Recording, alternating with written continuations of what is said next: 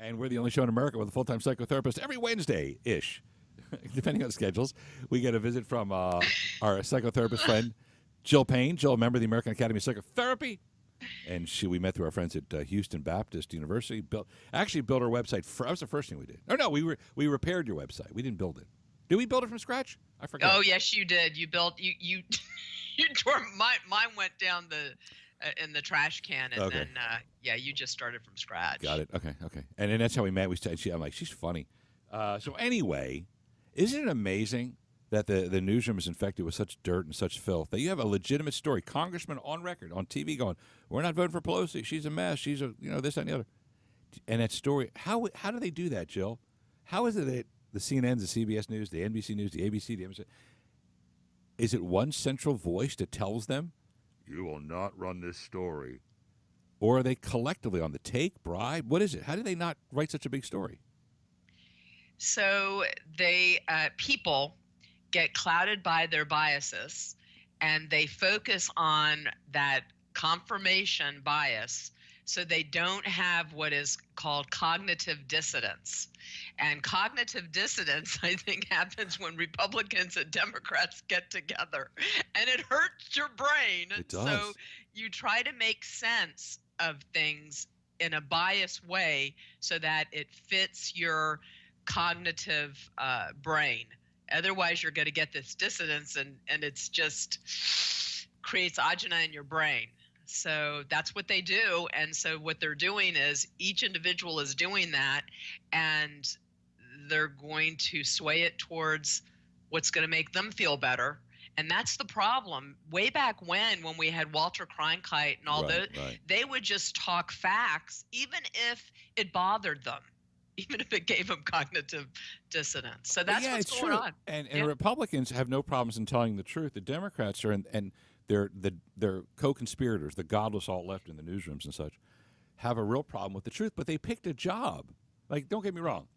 If you and I are having lunch and you don't want to be honest and truthful, that's on you. And you drive a delivery truck, right? But if your job is the news and you work in a newsroom, you're supposed, like, whether it's Channel 11, Channel 13, CNN, Fox, not Fox, they're legit, MSNBC, and you don't cover Hillary Clinton saying a horribly racist joke about black men. Oh, they all look the same to me.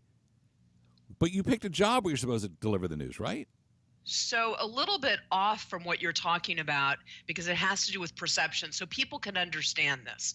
You'll have people that will have an affair, they're married, and they will have an affair, and they learn to believe their own lies so that they can live with themselves. So if their morals don't match, if they're really religious, and in religion it says, you stay with your spouse, you don't commit adultery, and blah, blah, blah, blah.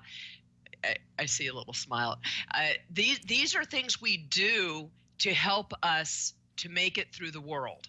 So that's what's happening, because the Democrats are, and I don't want to focus on all the Democrats, because there are some Democrats that are a little bit open-minded, and then there's the ones that are way, way over to the left. And so what they do is they just make it so it makes sense to them. That's awesome. That's awesome. That's the best thing you've said in 3 years. No, I'm just joking. Hold on a second, because they're telling me to go to the break. Did that make sense? Yeah, no, I want you to revisit that again. Repackage it, because it's like you talk about how, like, two people, living in sin like that, having an affair, but they make themselves think, oh, this is okay. Well, my husband really doesn't like me. My husband, and they justify it. That's brilliant.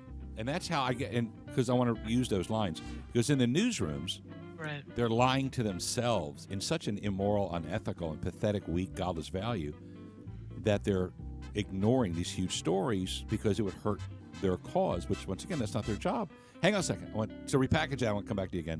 In-house psychotherapist Jill Payne. AM 1070, The Answer. Let me get back to our, I know, I'm so happy and upbeat. I sing along to the bumper music, which, by the way, America, if you're in radio, you're not supposed to do that. But I never went to any kind of training or tech school for radio. So if I had, I would have known that. As a host, you're not supposed to sing along with the bumper music. Or you're not supposed to call out the piano chords on bumper music.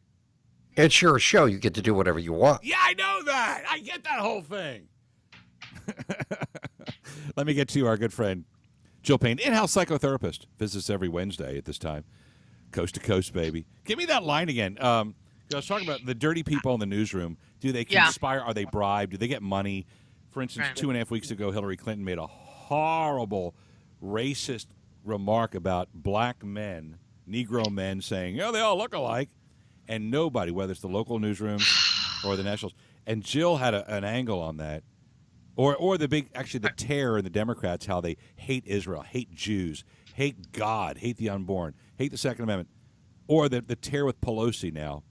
And they're all not writing about it. Jill, say that line again, because I'm either going to write it's cognitive. I want to make sure I said it right. Cognitive dissonance. So it's with an N.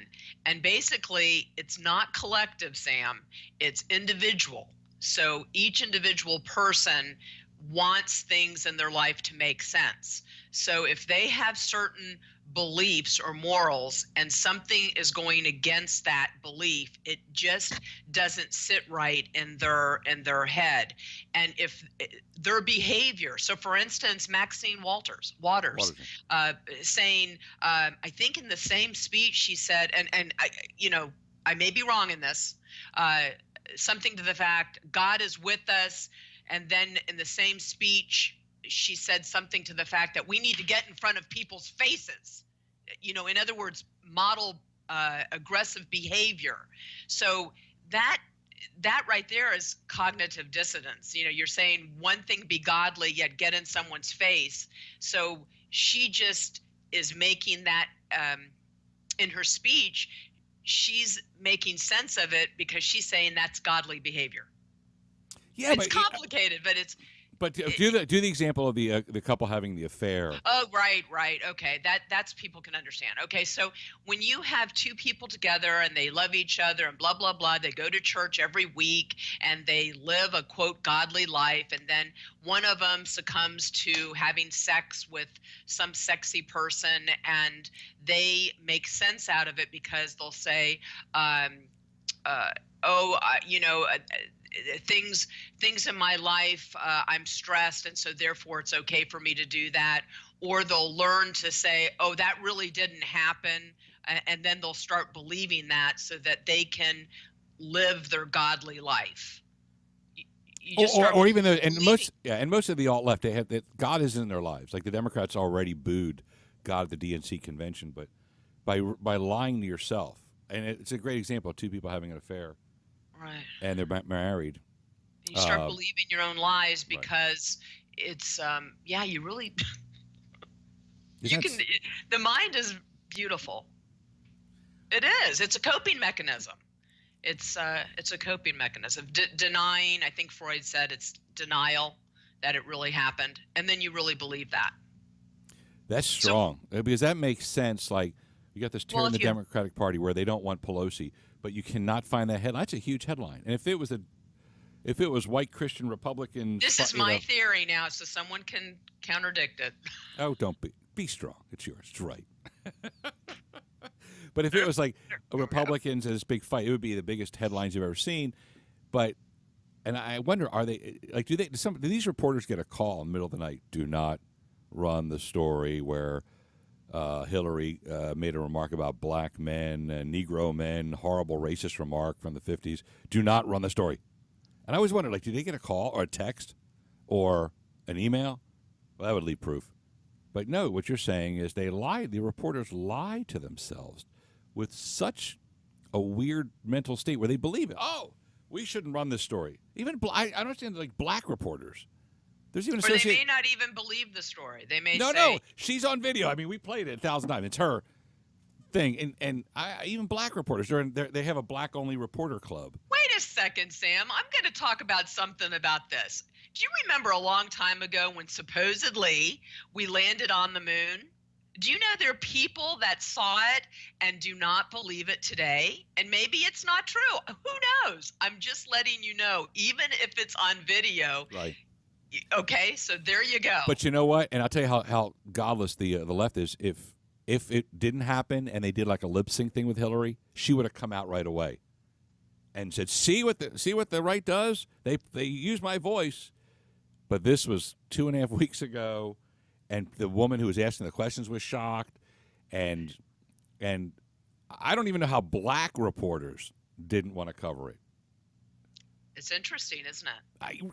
I just say a black male. How about black men reporters? So there's 'Cause she made a also remark. peer pressure too. So here you are with colleagues that are doing certain things, and so therefore you also have that peer pressure. There's a lot of things going on right now. Yeah, and you know what's really good? Jill Payne, by the way, in-house psychotherapist. And I said this every weekend now. I'm unplugging completely. So on Friday, Right. I'll meet Princess and we'll have a happy hour somewhere. We'll have a drink, a date. She still says, "Hey, you have to ask me out. Just can't expect me to be there." I'm like, "Okay, honey, you want to go on a date?" And we'll have a drink. I love that. And I'll try to get cheap feels off her and bumping her at the bar. And hey, married 28 years, bro, it works. But I unplug now, so I do not plug back in Right. until Sunday evening. Now, if I get a text, we have we have a huge crew here. But now I just unplug for the mental health issues of it, for the relaxation angle of it. Go ahead, your final say. Final say is there's a lot of negativity biases that we are being bombarded with. A long time ago when I was younger, they didn't have you're not inundated with all this news. And negativity bias, people can look it up. We all do it. We focus on the negative because it protects us from getting hurt, supposedly. So please tune out. Take time out for yourself and tune out from all the social media and all the news. I agree with you, Sam. And have a date with a special someone. There you go. Hey, your wife. Too much of that. Let me tell you, one day I'll tell you over lunch at one of the stations I worked at. It was just a free-for-all and nobody, and I was like, oh, madon. It was just, so have a date, guys, with your wife. And ladies, welcome your husband home in something sexy when he walks through the door, not somebody else's. Okay. Yes. Beautiful. It's got to square that away, man. Square that away. Trust me. Life is complicated enough. I don't know why people stray like that. Life is complicated enough, man.